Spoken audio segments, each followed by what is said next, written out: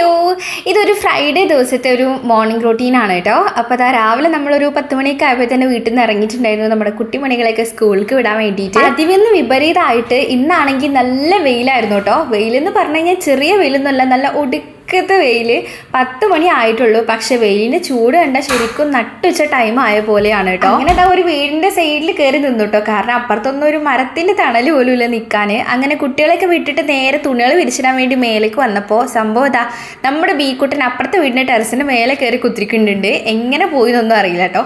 ശരി, അവിടെ നിൽക്ക്, ഞാൻ അപ്പുറത്തെ വീടിൻ്റെ ഉള്ളിൽ കൂടെയാണ് കോണിപ്പടി. അതിനെ പോയിട്ട് അവനെ എടുക്കാൻ വേണ്ടി നോക്കിയപ്പോൾ അവിടെ പോകുമ്പോൾ ആളെ കാണാനില്ല. ആള് താഴത്തെ നമ്മൾ കിച്ചണിൻ്റെ അടിയിൽ വന്നിരിക്കുന്നു. ഇവൻ ആരെ കുമ്പിടിയോ? നമ്മൾ ഇവിടെ കാണുമ്പോൾ അവൻ അവിടെ കാണും, അവിടെ കാണുമ്പോൾ ഇവിടെ കാണും. പിന്നെ അപ്പോഴത്തേക്കും തിരുമ്പലൊക്കെ കഴിഞ്ഞിട്ടുണ്ടായിരുന്നു കേട്ടോ. അങ്ങനെ ഇതാ ഞാനും അവനും കൂടി ഇതാ ഒരുമിച്ച് ഓരോ സ്റ്റെപ്പൊക്കെ ഇങ്ങനെ നടന്നുകൊണ്ടിരിക്കുകയാണ് കേട്ടോ.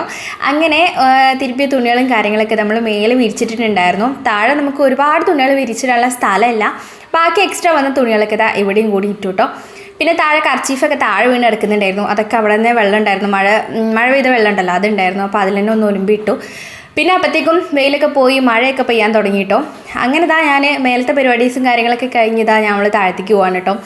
അവനായിട്ട് നടക്കില്ല, ഇന്നിട്ട് നടക്കാൻ സമ്മതിക്കില്ല, ഇതാണ് അവസ്ഥ. അങ്ങനെ അതൊക്കെ കഴിഞ്ഞ് പിന്നെ വേഗം ഉള്ളപ്പോൾ ഒന്ന് അടിച്ചു വരാമെന്ന് വിചാരിച്ചു. പക്ഷേ അടിച്ചു വരുമ്പോൾ എന്തെങ്കിലുമൊക്കെ ഒരു വൈബ് വേണ്ടേ, അപ്പോൾ പാട്ടിട്ടിട്ട് അടിച്ചു വരാമെന്ന് വിചാരിച്ചു. അപ്പോൾ പിന്നെ കുറച്ച് സ്പീഡ് കൂടും. ചില സിനിമകളൊക്കെ നമുക്ക് ഇഷ്ടപ്പെട്ടതുണ്ടെങ്കിൽ ചിലപ്പോൾ അടിച്ചു വരലൊക്കെ അവിടെ മാറ്റി ഇരുത്തിയിട്ട് ചിലപ്പോൾ നമ്മൾ ഇരുന്ന് കാണുകയും ചെയ്യും കേട്ടോ, പറയാൻ പറ്റില്ല. പിന്നെ അടിച്ചു വരലത് ഈ സ്പീഡൊന്നും ഇല്ല, ഇത് നമ്മൾ സ്പീഡ് ആക്കിയതാണ്. അത്യാവശ്യം സ്പീഡിലൊക്കെ തന്നെയാണ് കേട്ടോ അടിച്ചു വരിയത്. അങ്ങനെ അടിച്ചു വരലും കാര്യങ്ങളൊക്കെ കഴിഞ്ഞു. പിന്നെയാണ് കറി വെക്കാൻ നോക്കിയത്. പിന്നെ അപ്പോഴത്തേക്ക് ഇക്ക പറഞ്ഞിട്ടുണ്ടായിരുന്നു ബീഫ് കൊണ്ടുവരാം, ബീഫ് റോസ്റ്റ് ചെയ്യാമെന്ന് വിചാരിച്ചു. പിന്നെ ഇതാ കുറച്ച് ചക്കക്കുരു, മാങ്ങ, മുരിങ്ങക്കായിട്ടുള്ള ഒരു കറി ഉണ്ടല്ലോ.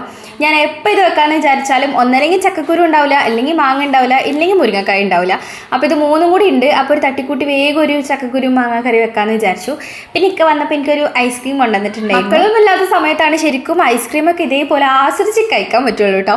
ഇല്ലാന്നുണ്ടെങ്കിൽ അവരുടെ ഐസ്ക്രീം ആടി നിന്നിട്ട് പിന്നെ നമ്മളെയും കൂടി. എനിക്ക് വന്നപ്പോഴത്തേക്ക് ഞാൻ ചെറുള്ളിയും പിന്നെ ബീഫൊക്കെ വേണ്ട സംഭവങ്ങളൊക്കെ റെഡിയാക്കി വെച്ചിട്ടുണ്ടായിരുന്നു. അങ്ങനെ വേഗം തന്നെ ബീഫ് റോസ്റ്റ്. ഈ ബീഫ് റോസ്റ്റിൻ്റെ ഒക്കെ കൂടെ സൈഡായിട്ട് ഇതേപോലെ നാടൻ കറികൾ കഴിക്കാൻ നല്ല ടേസ്റ്റ് ആണല്ലേ. പിന്നെ അതിൻ്റെ കൂടെ കുറച്ച് അച്ചാറും കൂടി, പിന്നെ എന്ത് വേണം. അപ്പം ഇന്നത്തെ ഊണ് എന്തായാലും കുശാലായി. അപ്പം നമുക്ക് നാളെ കാണാം.